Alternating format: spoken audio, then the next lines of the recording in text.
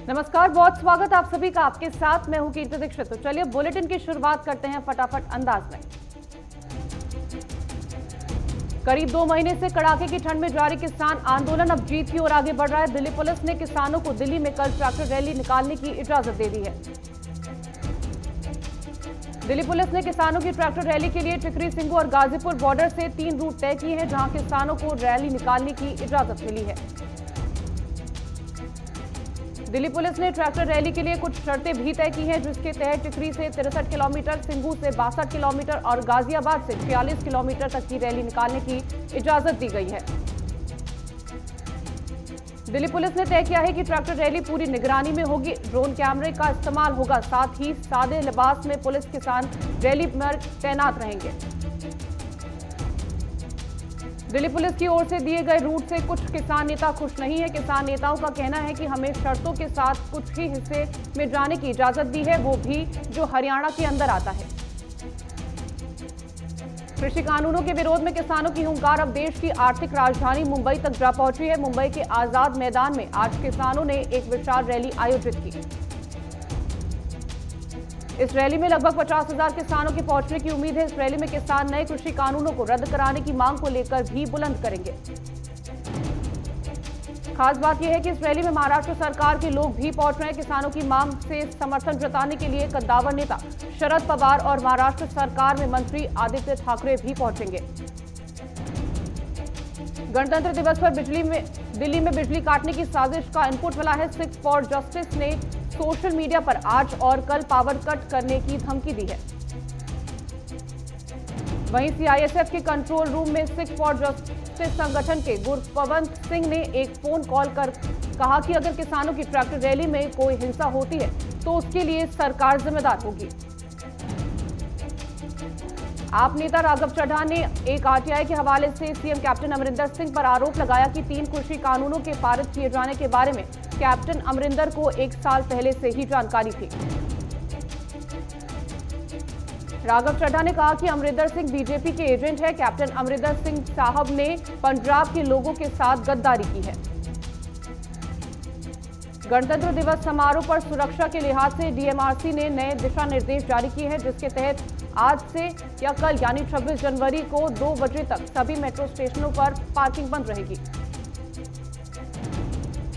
जय श्री राम नारे पर विवाद के बीच टीएमसी सांसद नुसरत जहां ने लिखा कि ममता बनर्जी द्वारा दिखाए गए साहस से बीजेपी में डर का माहौल बढ़ा है। देश और बंगाल की बीवी के साथ खड़ा है।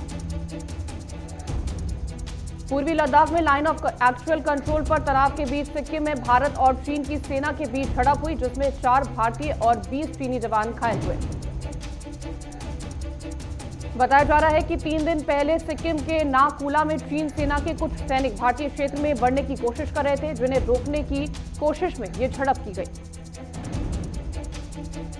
एलएसी पर तनाव के बीच मोल्डो में भारत और चीन के बीच 9वें दौर की बातचीत देर रात 2:30 बजे तक चली। 15 घंटे तक चली इस बैठक में तनाव कम करने पर बातचीत हुई। सूत्रों के मुताबिक 9वें राउंड की बैठक में प्रस्ताव रखा गया कि पैंगोंग झील के उत्तरी इलाकों की फिंगर एरिया को फिलहाल नो मेंस लैंड बनाया जाए। 78 दिन बाद चीन से बातचीत का कल नया दौर शुरू हुआ है और इस बातचीत से पहले ही एयर चीफ मार्शल ने चीन को 2 टूक कहा कि भारत को भी आक्रामक होना आता है। दोनों तरफ से पूर्वी लद्दाख में सेना और हथियारों की भारी तैनाती की गई है। भारत ने आर्टिलरी, गन, टैंक, हथियारबंद वाहन सीमा पर तैनात कर रखे हैं। सीएम योगी आदित्यनाथ का नोएडा दौरा रद्द हो गया है। नोएडा आकर सीएम योगी 10 प्रमुख योजनाओं को अमली जामा पहनाने वाले थे। 26 जनवरी तक उत्तर प्रदेश का स्थापना दिवस मनाया जा रहा है। ऐसे में कल सीएम योगी नोएडा हाट में आयोजित एक कार्यक्रम में भी शिरकत कर सकते हैं। यूपी में पंचायत चुनाव को लेकर बीजेपी 28 जनवरी से 3 फरवरी तक प्रदेश भर में लगातार बैठकें करेगी। ये बैठकें प्रदेश के सभी 1600 ग्रामीण संगठनात्मक मंडलों में होगी। सीएम नीतीश कुमार ने दिल्ली के एम्स में भर्ती लालू प्रसाद यादव के जल्द स्वस्थ होने की कामना की है। सीएम नीतीश ने कहा कि हम चाहते हैं कि लालू यादव जल्द स्वस्थ हो। बंगाली फिल्म अभिनेत्री कौशानी मुखर्जी और प्रिया दास ने तृणमूल कांग्रेस ज्वाइन कर ली है। इस दौरान उन्होंने कहा कि वो पूरी निष्ठा के साथ पार्टी में काम करेंगी। देश में संक्रमण के कुल मामले बढ़कर 1,06,67,737 हो गए हैं। वहीं देश में कोरोना से जान गंवाने वालों की कुल संख्या 1,53,470 हो गई है। पिछले 24 घंटे में कोरोना वायरस से संक्रमण के 13,203 नए मामले दर्ज किए गए, जबकि इस दौरान कोरोना की वजह से 131 मरीजों की मौत हो गई। दिल्ली सरकार की ओर से कोरोना संक्रमण के फैलाव का आंकलन करने के लिए किए गए 5वें सीरो सर्वे में संकेत मिल रहे हैं कि कोरोना के खिलाफ हाई इम्यूनिटी आ गई है। गणतंत्र दिवस परेड में शामिल होने दिल्ली आए कलाकारों, एनसीसी कैडेटों और एनएसएस वॉलंटियर्स से पीएम नरेंद्र मोदी ने मुलाकात की। इस दौरान पीएम ने कहा कि एक भारत श्रेष्ठ भारत ही हमारी मंजिल है। राहुल गांधी ने केंद्र और संघ पर निशाना साधते हुए कहा कि तमिलनाडु का भविष्य नागपुर का निकरवाला नहीं बल्कि यहां के युवा तय करेंगे और मैं उनकी मदद के लिए आया हूं। राहुल गांधी ने डीजल पेट्रोल के बढ़ते दामों समेत कई मुद्दों को लेकर सरकार पर तंज कसते हुए कहा कि मोदी सरकार ने जीडीपी में जबरदस्त विकास किया है। सीएम ममता बनर्जी के भतीजे अभिषेक बनर्जी ने बीजेपी पर निशाना साधते हुए कैलाश विजयवर्गीय के बेटे आकाश और बीजेपी प्रदेश अध्यक्ष को गुंडा बताया। प्रधानमंत्री राष्ट्रीय बाल पुरस्कार के लिए इस साल 32 बच्चों का चयन किया गया है। इस दौरान पीएम मोदी विजेता बच्चों से वीडियो कॉन्फ्रेंसिंग के जरिए बात करेंगे। एसडीएमसी के तहत आने वाले शमशान घाटों पर अब अंतिम संस्कार के दौरान लकड़ियों की बजाय गाय के गोबर से बने उपलों का इस्तेमाल किया जाएगा। हरिद्वार को मेला 27 फरवरी से शुरू हो सकता है। राज्य सरकार से मिली जानकारी के आधार पर केंद्र ने माना कि मेले में प्रतिदिन 10 लाख श्रद्धालु आएंगे। दिल्ली, उत्तर प्रदेश, मध्य प्रदेश, राजस्थान, पंजाब समेत कई राज्यों में शीतलहर और कोहरे का डबल अटैक लोगों को काफी परेशान कर रहा है। इन इलाकों में लोग गलन महसूस कर रहे हैं। मौसम विभाग के मुताबिक अगले 3 से 4 दिनों में तापमान में और गिरावट की आशंका है, यानी इस हफ्ते ठंड और बढ़ने वाली है। मौसम विभाग के मुताबिक दिल्ली में अगले 4 दिन मामूली से लेकर घना कोहरा छाए रहने का पूर्वानुमान है। कोहरे के साथ तापमान 4 डिग्री सेल्सियस तक गिर सकता है। जम्मू कश्मीर के ज्यादातर इलाकों में जबरदस्त बर्फबारी ने लोगों की मुश्किलें बढ़ा दी हैं। लगातार बर्फबारी से एक बार फिर जम्मू कश्मीर राजमार्ग बंद कर दिया गया। वहीं उत्तराखंड में भी भारी बर्फबारी के कारण चारों तरफ बर्फ की चादर दिख रही है। बद्रीनाथ धाम पूरी तरह से बर्फ से ढक गया। कर्नाटक के कोचिमूल में एनजीओ ने भूजल स्तर को बढ़ाने के लिए अहम कदम उठाया है। झीलों को दोबारा से जीवित किया जा रहा है। हिंडौन में अज्ञात बदमाशों ने शहर के 2 स्थानों पर एटीएम मशीन में आग लगाने और रुपए लूटने का प्रयास किया। अररिया जिला संवेदक संघ की ओर से राष्ट्रीय परशुराम परिषद के राष्ट्रीय अध्यक्ष अजय झा का सम्मान समारोह आयोजित किया गया, साथ ही अभिनंदन भी किया गया। कटिहार के विनोदपुर में लोगों ने बिहार के डिप्टी सीएम तारकेश्वर प्रसाद के लिए अभिनंदन समारोह का आयोजन किया। इस मौके पर कई नेता मौजूद रहे।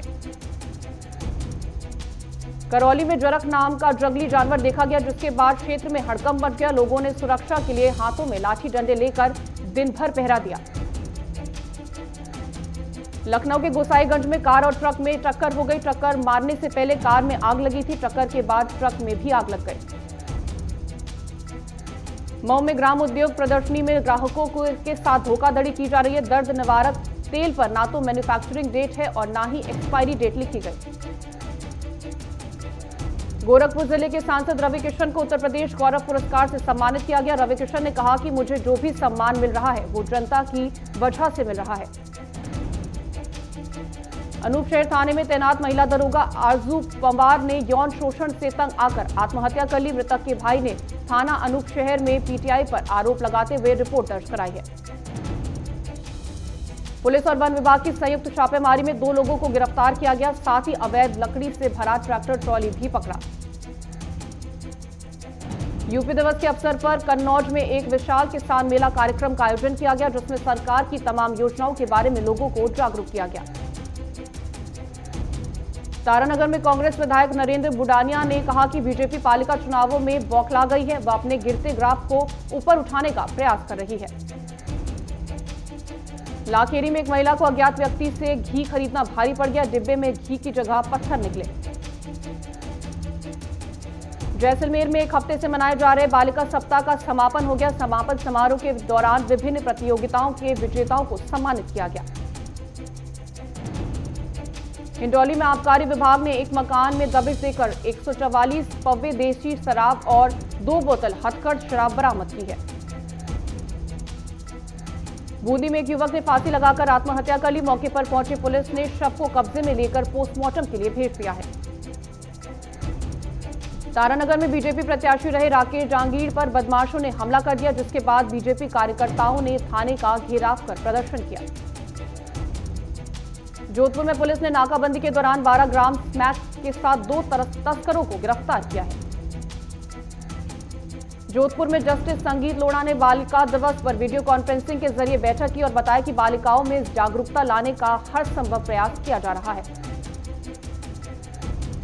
चिकबल्लापुर में समय पर एम्बुलेंस नहीं पहुंचने से बच्चों की मौत हो गई, जिसके बाद आक्रोशित लोगों ने सरकारी अस्पताल में जमकर तोड़फोड़ की। कला में किसानों के समर्थन में बारातियों की गाड़ियों पर किसान समर्थित झंडे लगे हुए दिखाई दिए। साथ ही बारातियों ने कपड़ों पर किसान सभा के बैच लगा रखे थे। रोटरी क्लब भिवानी में विशाल multi speciality free medical camp लगाया गया। इसका उद्घाटन वाइस प्रेसिडेंट वीरेंद्र कुमार मोपात्रा ने किया। पटना में एक व्यक्ति की जेल में इलाज के दौरान मौत हो गई, जिसके बाद उसके परिजनों ने पुलिस पर पिटाई करने का आरोप लगाते हुए जमकर हंगामा किया। अररिया में प्रेस क्लब सभागार में आयोजित मीडिया वर्कशॉप के दौरान स्वास्थ्य अधिकारियों ने देश और जिले में चल रहे कोरोना वैक्सीन अभियान के विभिन्न पहलुओं की जानकारी दी। सहरसा में फाइनेंस कर्मी नवीन कुमार ने 3,59,000 रुपए की लूट की घटना हो गई है। पुलिस ने अपराधी की गिरफ्तारी के लिए छापेमारी की, जिसमें 3 अपराधियों को गिरफ्तार कर लिया गया। भागलपुर में कई अधिकारियों को थाना निरीक्षण करने पहुंचे थे। इस दौरान विभिन्न कांडों के कागजात देखे और अपराधियों को जल्द पकड़ने के निर्देश दिए। सहरसा में दीनदयाल उपाध्याय कौशल्य विकास योजना के तहत बेरोजगार के लिए जागरूकता रथ को जिलाधिकारी कौशल कुमार ने हरी झंडी दिखाकर रवाना किया। मधेपुरा में शराब से लदी एक ऑल्टो कार अनियंत्रित होकर सड़क के किनारे करीब 15 से 20 फीट गड्ढे में पलट गई। कमांडो टीम ने मौके पर पहुंचकर कार को अपने कब्जे में लिया। रामपुर में उत्तर प्रदेश स्थापना दिवस बड़े ही धूमधाम से मनाया गया। कार्यक्रम के जरिए सभी विभागों के अधिकारियों ने अपनी उत्पादों की जानकारी दी।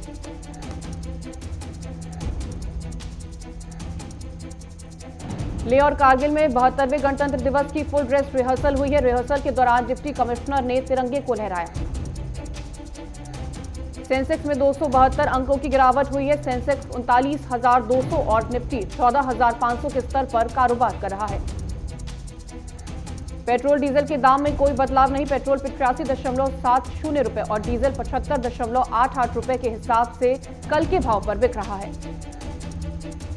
आज से स्टोव क्राफ्ट का आईपीओ खुलने जा रहा है, जिसका लक्ष्य 413 करोड़ रुपए जुटाने का है। गूगल को टक्कर देने के लिए इसके ही 2 पूर्व भारतीय कर्मचारियों ने एड फ्री सर्च इंजन नीवा बनाया है, जो 4 महीने में लॉन्च होगा। देश की 10 बड़ी कंपनियों में से 4 का मार्केट कैप 1.15 लाख करोड़ रुपए बढ़ा है, जिसमें RIL सबसे आगे आ चुका है। वित्त वर्ष 2021-22 के लिए 1 फरवरी को बजट पेशी होगी। हालांकि कोरोना महामारी के कारण अस्पताल में भर्ती होने के खर्च को टैक्स डिडक्शन के लिए मंजूरी मिल सकती है। केन एनर्जी PLC के कुछ निवेशकों ने भारत सरकार से मध्यस्थता निर्णय का सम्मान करने को कहा है। साथ ही ब्रिटिश कंपनी ने 9,000 करोड़ रुपए लौटाने की भी मांग की है।